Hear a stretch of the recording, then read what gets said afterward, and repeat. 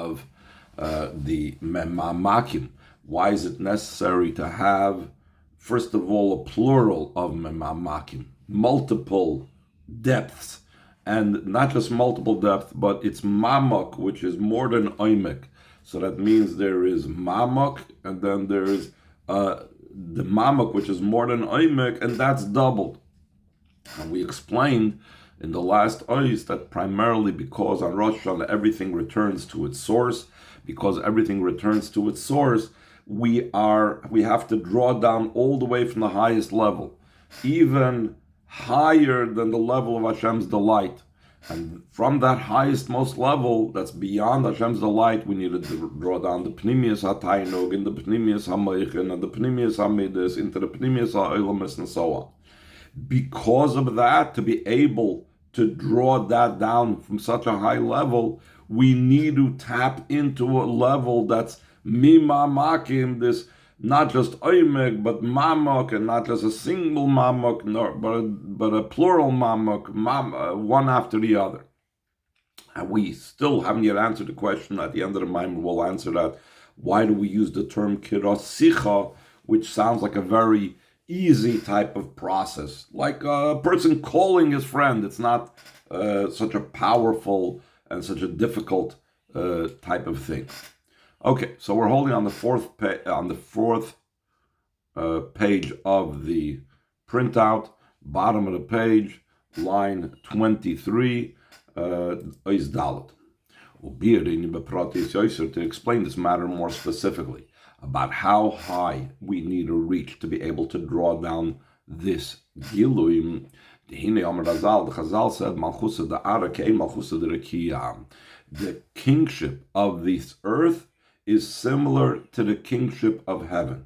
In other words, by seeing the way a ruler, the way a king rules down here on this world, we can derive many things having to do with Hashem's rulership above, with the way Hashem spiritually rules over all creation, and the way he is a king. From the kingship down here below, we can explain the idea of the kingship in heaven. Because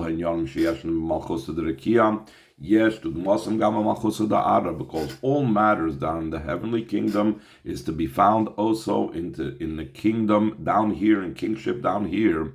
Why? Why did Hashem even make it that way? The Hashem wasn't obligated to have the physical kingship down here mimic the kingship the way it is above. But the reason he did so was to be able to help us understand. Hashem specifically made this so that we should be able to have some type of comprehension in the spiritual kingship. There was a chassid that was crying once the Tsar fell in 1917, once he was overthrown, and he said, how are we going to be able to understand now the idea of kingship, now that we don't have a king anymore, we don't have a monarchy? So Hashem especially gave us the idea of kingship because he wanted us to be able to understand his level of kingship. The order in the human or the kingship down here below is to be able to awaken by Hashem the will to be a king, that naturally the king doesn't want to have to do with dealing with the minutia and of people and his subjects and so on. He is by essence someone that is above and beyond the hoi polloi, the regular people, and therefore that's not what he's about. So you need to inspire him to want to reign. So for that you need to have a coronation. What is the inner concept of the coronation that causes this awakening of kingship? Top of page 5. This is the nation sublimating themselves to the king, and the way of their sublimation is, it's not under coercion, it's not that the nation feels as if they are forced to do so, but rather they want that he should reign over them, by the people wanting and accepting him with their own will, like the expression is malchus berotzen kibla aleim, so that awakens, like midah connected midah, a will by the king as well. During the time of the coronation and the inspiring of the will to kingship, he is still not an actual king. Let's say at the first coronation, at the moment of coronation, he's not performing his job as king. He's not actually reigning. Because the idea of kingship and reigning, that follows the coronation. What happens after the coronation, when the king goes back to his private chambers, when he decrees upon them different decrees. But during the time of the coronation,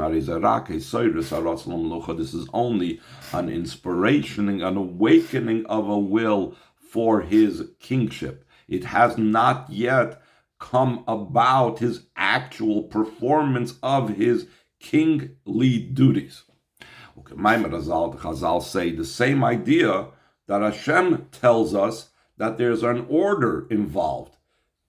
Step one is the coronation, or accepting Hashem as king, and step one is the decrees. Like the Chazal say concerning why do we say Shema, and then we say V'ha'im Shemayam, Kablu Malchusi V'acharkach Egzar Alechem Gzeides. First, accept my kingship by saying Shema Yisrael Hashem Elokeinu Hashem Echad. We are accepting Hashem as king, and then afterwards V'ha'im Shemayatish Mo Mitzvoisai. Afterwards, I decree upon you decrees, because that's the order of it. There's step one and step two. Initially, there has to be the acceptance of his kingship through the coronation. Only following that is it possible for them to be decrees and rules and laws, the actual reign. So just like it is in a human king, so he says in line 12, so too it's also in the heavenly reign, in the heavenly governance, in the heavenly kingship, the idea of the decrees, which those are the mitzvahs that Hashem gave us. Those are primarily applicable after, on Rosh Hashanah taking place, the coronation. And how does the coronation take place? Just like the coronation of a human king that comes about through the bittul of the nation to the king, the same things, through the avodah of the bittul of accepting the yoke of Hashem. Through this we awaken the will for his kingship, when we show how our bittul to Hashem, when we are mekabel oil malch shemayim Rosh Hashanah. So in return, Hashem is inspired to be and want to be a king. Now we're going to go into the different levels of this inspiration that results from our bittul. What level specifically do we tap into? Where exactly is this located, this will of Hashem to be a king? So he says in line 16, this will is the level of the light that's prior to the tzimtzum, that's still beyond the actual reign in actuality. The inyan hameluch b'poyol shayach dafke b'bchinas shel achrei tzimtzum. The idea of reigning in actuality only applies in the levels after the tzimtzum. Just like we said before in the mashal, that there is the coronation, and then there's the actual reigning, doing his job as king. The same thing. The level prior to the tzimtzum, that's not yet applicable to reigning in actuality. The level after the tzimtzum, that's where his reign comes out in action. So he says in line 19, the will for the kingship is the light that's before the tzimtzum. But prior to the tzimtzum, it's a level of revelation. Later on, he's going to go into more details. In the Oirin Sof Shalifnei Atzimtzum, there's a level of revelation, and that's something that he is already, like, if you will, conscious and revealed within himself a will to reign. And then there is like that potential will that's not even a conscious and open type of will, that's higher than that. So the two stages that we were up till now talking about is like that lowest level of the before the tzimtzum. That's the Ratzon Hagolui, the revealed type of will to reign. And then there is, after the tzimtzum, there's the actual reigning. And he says in the parentheses, Al derech galik void malchusko. This is similar to the idea that it says that we ask from Hashem, reveal the glory of your kingship. Revealing of the glory of your kingship, according to Chassidus, means this revelation of the will, that Hashem should actually have a revealed will to reign. And we're going to speak about the levels preceding that as well. Ois Hey, line 23. This very matter that we just now explained. Through the nation sublimating themselves. This awakens by the king a will to reign. It's because also initially he had a will for this. The very fact that we can awaken, we can inspire a will by Hashem, it's because deep down there was that will prior to that. And Chassidus talks a lot about it, how even by a king, the true idea of kingship will not come out if the king did not have it somewhere hidden deep inside, the possibility for kingship. Someone that is completely removed from the concept of kingship, even if the nation will come and try to convince him to be king, it won't be a true relationship of a king and a people. It won't be a true will of being a king. In the terminology of Chassidus, that is, V'hainu, line 26, Shehuskam v'huchlat b'atzmusei sheroi limloich. It was already agreed and was already decided within his essence that it's appropriate to reign. He didn't really have a will yet to do so. That only comes about later.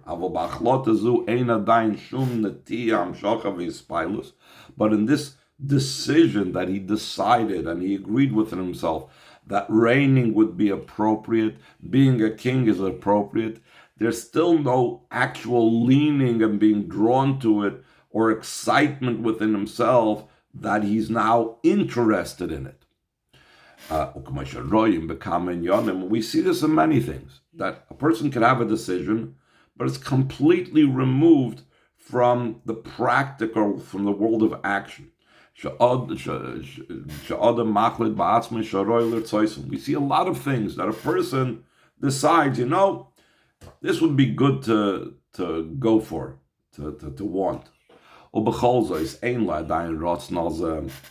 Still no, he doesn't have an actual will to it. Could be even after many years.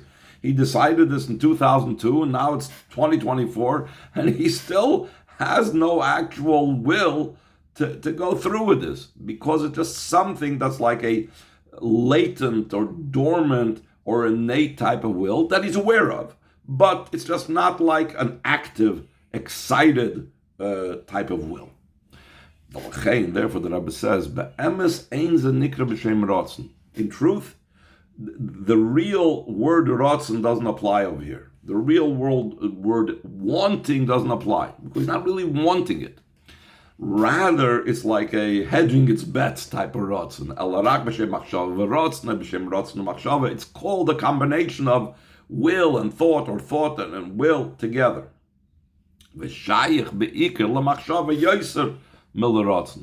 It's more associated with the idea of thought than it has to do with the idea of will. Because it's just like a nice thought. Yeah, it would be nice to be king. It would be nice if I did this and this thing. But, it'd be nice if I went through Shas. Nice if I learned the whole entire Karaatich. But it's never like an active will. It would be a nice thing I would like to do someday. Top of page, the 6th page. Why is it called a rotzen? If so, if it's not an active will, it's just like a thought. So in truth, hareze rak b'shem hamushel. This is only a borrowed term, as we know at the beginning of Tanya, that there are terms that are a descriptive term, a shema toyar of tzaddik and beini, and then there's a borrowed term that you borrow it like when you call the leg of a chair a leg. It's not a real leg, it's only a borrowed term. The same thing over here. The word rotzen, used when it's not an active will, but it's just something that he thought about that would be a nice thing to do. So then that's only called a will b'shem hamushel.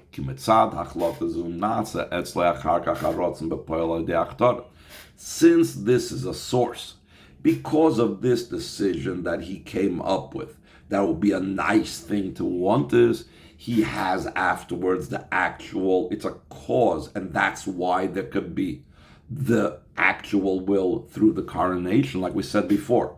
The coronation only helps the bittul of the Am to the Melech to awaken an actual, open, revealed will, only works if prior to that there was some type of heskim will, some type of agreement within himself that would be a nice thing to do. So in a way, that heskim will, that rotzen hamachshava, that rotzen b'shem hamushel, is the source for that open will, that complete will. Therefore, since the decision itself, that concept that he was masking within himself, that he wants to have, that this would be a nice thing to do, since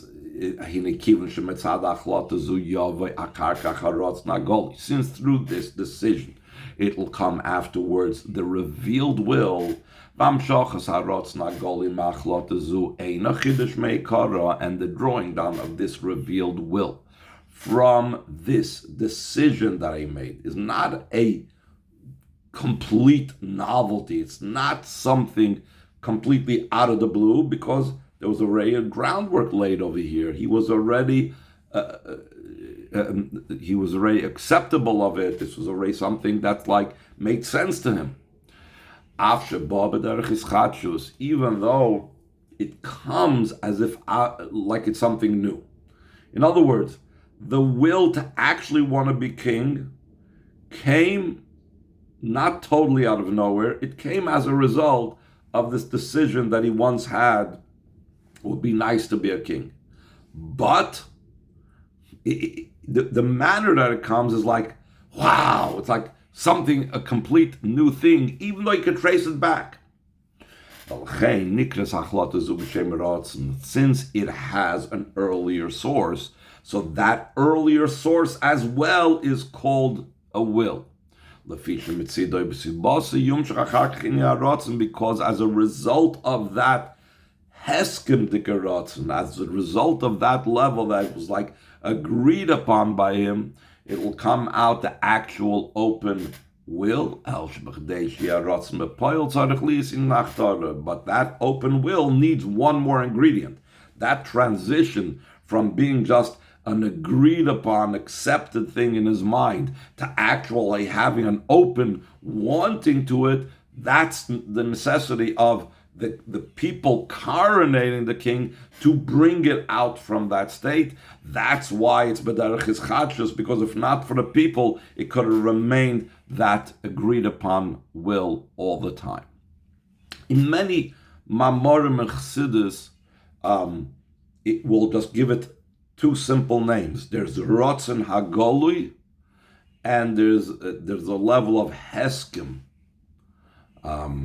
And sometimes it'll be heskim v'hechlet from the word hachlata. Then we will have later in the Maimer something even higher than that called the Rotzen HaMuchlet, which is even higher than all of this. Just have patience, we'll get to there. Line 11 on page 6. In a similar vein, just like it is by a person down here, that there's these two stages. The Rotzen, that the person had decided on his own without being an actual Rotzen. And then there's the Rotzen for the kingship that's awakened by the people. So in the similar vein, there is in the heavenly kingship, so that there should be by the Eibishter an awakening for the will for kingship, though it's something that is completely not comparable whatsoever. Why is that not comparable? The idea of kingship by the Eibishter, because how can you even have the relationship of a king and a populace between us and the Eibishter?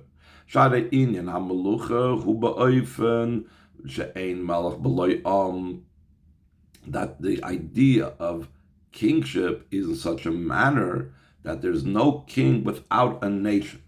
And Chassidus always explains the word is meloshen oimemois, that it's extinguished, meaning that the fire is not visible. The same thing, the people that are making Hashem king, or in general making a king, is not seen in a revealed way, the connection.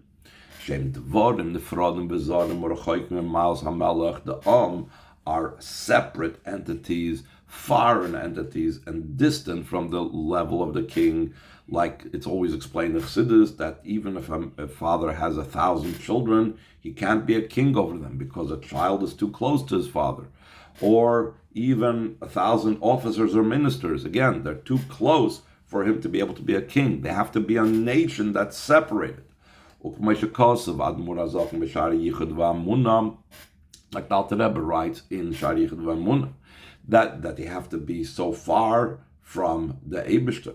So if so, why is it possible that a nation that is so distant from the king, from the Eibishter, can awaken and inspire something by the Eibishter? It's because there's already the groundwork laid.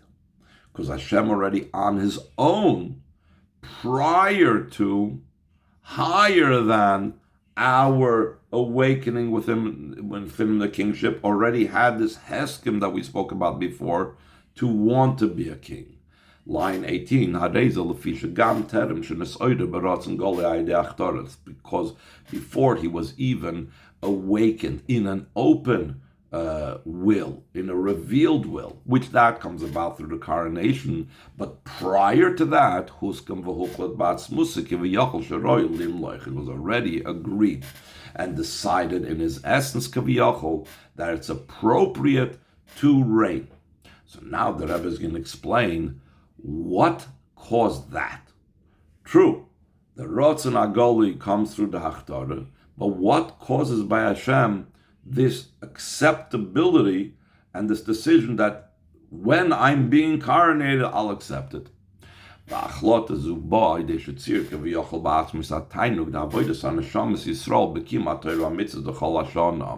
And this decision prior to the Hachtarah came about when Hashem Kaviyachol imagined within himself the delight that he will receive from the avoid of the Yidden and the fulfillment of Torah mitzvahs of the entire year. And also he imagined and he pictured for himself the avodah that we will be making him king on Rosh Hashanah, that he asks us to be a king, to make us king. Through that becomes the decision that's prior to the coronation. They says, being a king would be a nice thing. This is what it says, that with the king in his work, they sat over there. What's it mean that they sat with the king in his work? The king is going on Hashem. The work is talking about the work of creation. The Chazal say, Hashem consult concerning creating the world. He consulted the neshamas of tzaddikim.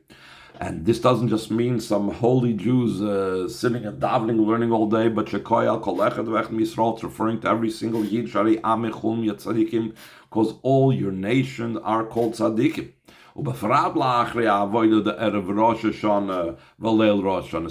after Avodah of Erev Rosh Hashanah, the night of Rosh Hashanah, for sure all Yidden are tzadikim.